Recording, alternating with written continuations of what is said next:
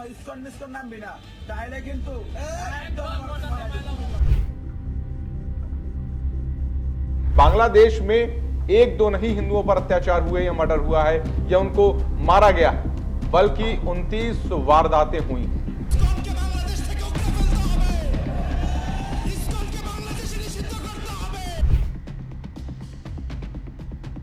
प्रभात की खबर देख लीजिए, जिसमें 2442 घटनाएं दर्ज की गई हैं। एक एनजीओ की रिपोर्ट है। 71 घटनाएं अभी हाल फिलहाल में हुई हैं 2025 में, जिस वक्त ये घटनाक्रम और ज्यादा हो गया था। बिजनेस स्टैंडर्ड की एक और रिपोर्ट है, जिसमें 302 घटनाओं का जिक्र 2023 में किया गया है। पाकिस्तान हो या फिर बांग्लादेश के कट्टरपंथी हो, ये हिंदू विरोधी और भारत विरोधी लगातार बातें करके अपनी ही कहीं न कहीं कब्र खोदने का काम कर रहे हैं। मोहम्मद यूनिस को क्योंकि बता दिया गया है कि अभी भी तुम्हारे पास वक्त है, संभल जाओ, कट्टरपंथियों को कंट्रोल करो, हिंदुओं को सुरक्षित करो और निष्पक्ष चुनाव कराओ। बांग्लादेश में बीएनपी लीडर मोइन खान ने जिस तरीके से यह बयान दिया है, इस बयान के बाद बांग्लादेश के कट्टरपंथी नेताओं के असली चेहरे अब खुलकर सामने आ गए हैं। मोइन खान ने कहा कि बांग्लादेश में हिंदुओं के खिलाफ अगर एक दो हिंसा या मर्डर हो जाती है तो इसको हिंदुओं के खिलाफ हिंसा नहीं कहा जाएगा। यानी कि मोइन खान के लिए एक दो मर्डर कोई आम बात है, बिल्कुल कोई बड़ी बात नहीं है उनके लिए। अगर एक दो हिंदुओं के घरों में आगजनी हो जाती है, उनको मारा जाता है, मंदिरों में तोड़फोड़ की जाती है, तो उनके लिए कोई बड़ी बात नहीं है। उनके लिए हिंसा तब होगी जब संख्याएं हजारों में होगी, क्योंकि एक दो लोगों की जान की कीमत उनके लिए कुछ नहीं है। और बांग्लादेशी कट्टरपंथी नेताओं के ये चेहरे जैसे जैसे चुनाव आ रहा है वैसे वैसे खुलकर सामने आएंगे, और इसके लिए भारत सरकार ने पूरी कमर कस ली है। एक दो नहीं, सबसे पहले ये समझ लेना चाहिए मोइन खान को कि या तो वो अभी नींद में है, और अगर नींद में है तो उनको जाग जाना चाहिए, क्योंकि जिस तरीके से बांग्लादेश में हिंदुओं के खिलाफ अत्याचार हुआ है, जिस तरीके से बांग्लादेश में हिंदुओं के खिलाफ हिंसा हुई है, जिस तरीके से बांग्लादेश में मंदिरों को तोड़ा गया है, उसका एक एक भुगतान करना होगा। और इसके लिए न सिर्फ बांग्लादेश में वहां के वोटर्स करेंगे, बल्कि भारत सरकार ने भी इसके लिए कमर कस ली है।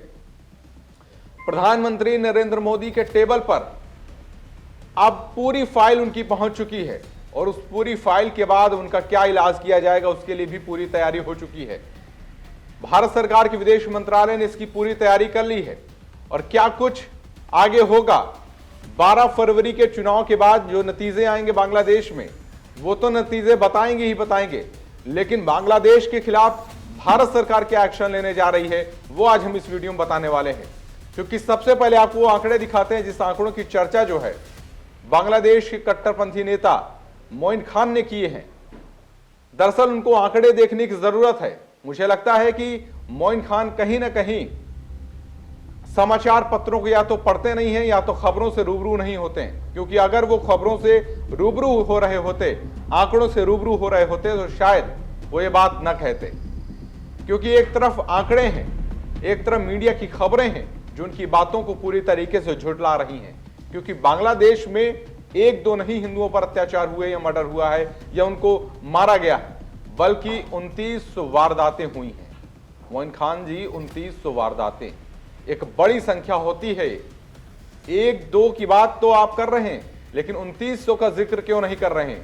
क्या चुनाव में आपको डर है इस बात का कि कहीं आप 2900 का जिक्र कर देंगे तो आप चुनाव में क्या मुंह दिखाकर लोगों से वोट मांगेंगे? क्योंकि वोट तो आपको हिंदुओं के भी चाहिए ना, लेकिन जिक्र उनका इस तरीके से किया जाएगा जैसे कि बांग्लादेश में हिंदुओं के खिलाफ कुछ हुआ नहीं है। चलिए एक एक करके आपको पूरी रिपोर्ट दिखा देते हैं और एक एक आंकड़ों के साथ बताते हैं कि बांग्लादेश में जो कुछ हुआ उसके खिलाफ जो कट्टरपंथी नेता हैं वो किस तरीके से लोगों को गुमराह कर रहे, झूठ बोल रहे हैं। बांग्लादेश में हिंदुओं के खिलाफ किस तरीके से अत्याचार हुआ है, उसकी मीडिया रिपोर्ट्स क्या कहती हैं वो भी बताएंगे। साथ ही साथ भारत सरकार का विदेश मंत्रालय क्या कहता है और उसने क्या रिपोर्ट देकर बांग्लादेश के मुंह पे तमाचा मारा, वह भी आपको हम इस वीडियो में बताने वाले हैं। सबसे पहले आंकड़े देख लीजिए। हिंदुस्तान टाइम्स की एक रिपोर्ट है और इस रिपोर्ट में भी यह कहा गया है कि 2000 से ज्यादा हमले हुए हैं, 61 से ज्यादा मौतें हुई हैं बांग्लादेश में। यह सिर्फ एक रिपोर्ट है। इसके बाद एक और रिपोर्ट देख लीजिए। इस रिपोर्ट में बाकायदा बताया गया कि 2022 से लेकर 2024 तक बांग्लादेश में हिंदुओं के खिलाफ 47 हिंसात्मक घटनाएं हुई हैं, यानी कि हिंसा हुई है। 2023 में यह बढ़कर कई गुना यह आंकड़ा पहुंच गया और संख्या हो गई 302, यानी बांग्लादेश में 302 वारदातें हुई हैं हिंदुओं के खिलाफ। और 2024 में ये आंकड़ा और भी ज्यादा ऊपर पहुंच गया और 2200 के आसपास घटनाएं पूरी दर्ज हुई हैं। भारत सरकार ने संसद में, राज्यसभा में आंकड़े जारी किए हैं, विदेश मंत्रालय ने आंकड़े जारी किए हैं और इसके अलावा कई मीडिया रिपोर्ट्स में भी आंकड़े लगातार दिखाए गए हैं। जिस मीडिया रिपोर्ट का हम जिक्र कर रहे हैं, बिजनेस स्टैंडर्ड की रिपोर्ट देख लीजिए। 2022 की रिपोर्ट है जिसमें उन्होंने 47 घटनाओं का जिक्र किया है। बिजनेस स्टैंडर्ड की एक और रिपोर्ट है जिसमें 302 घटनाओं का जिक्र 2023 में किया गया है। इसके अलावा भारत सरकार की रिपोर्ट है विदेश मंत्रालय की, और इसको रिपोर्ट को मीडिया में खबरों में दिखाया गया बिजनेस स्टैंडर्ड की तरफ से 2024 में, जिसमें 2200 घटनाएं दर्ज हुई हैं। सनातन प्रभात की खबर देख लीजिए जिसमें 2442 घटनाएं दर्ज की गई हैं, एक एनजीओ की रिपोर्ट है। इसके अलावा 71 घटनाएं अभी हाल फिलहाल में हुई हैं 2025 में, जिस वक्त ये घटनाक्रम और ज्यादा हो गया था। तो ये वो आंकड़े हैं जो अपने आप में मोइन खान के दावों को झुटला रहे हैं। तो अब खुलकर बांग्लादेश के कट्टरपंथियों का ये खौफनाक जो चेहरा है वो सामने आ गया है और अब आपको इन पूरे आंकड़ों को देख लेना चाहिए और समझ लेना चाहिए। देखिए किस तरीके से पिछले कई दिनों से बांग्लादेश में जो बवाल हो रहा था उसमें प्रधानमंत्री नरेंद्र मोदी ने अब पूरी तरीके से वहां की सरकार के खिलाफ एक्शन लेने की तैयारी कर ली है, यानी कि मोहम्मद यूनुस के खिलाफ अब तगड़ा एक्शन होने वाला है। कट्टरपंथियों की पूरी फाइल पहुंच चुकी है और बांग्लादेश को वार्निंग भी दे दी गई है।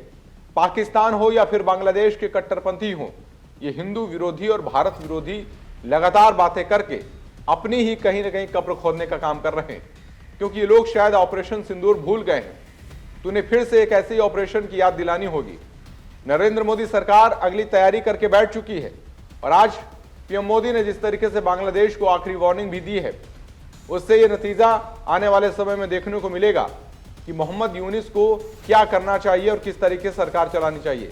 मोहम्मद यूनुस को क्योंकि बता दिया गया है कि अभी भी तुम्हारे पास वक्त है, संभल जाओ, कट्टरपंथियों को कंट्रोल करो, हिंदुओं को सुरक्षित करो और निष्पक्ष चुनाव कराओ।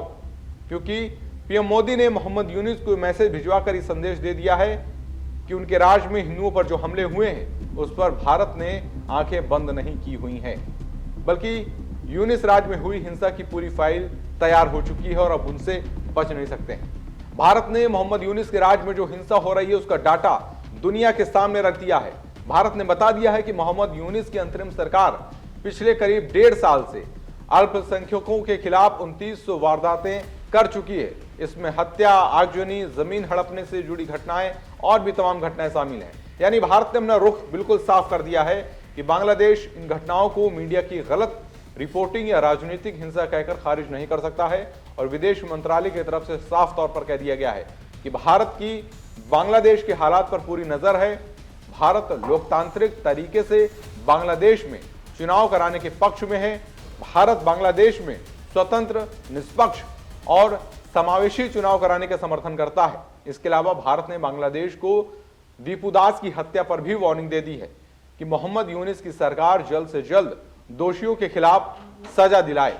इस मुद्दे पर आपकी क्या राय है हमें कमेंट बॉक्स में जरूर बताएं और अगली वीडियो में हम फिर से एक नए विषय के साथ, एक नए टॉपिक के साथ आपसे रूबरू होंगे। नमस्कार।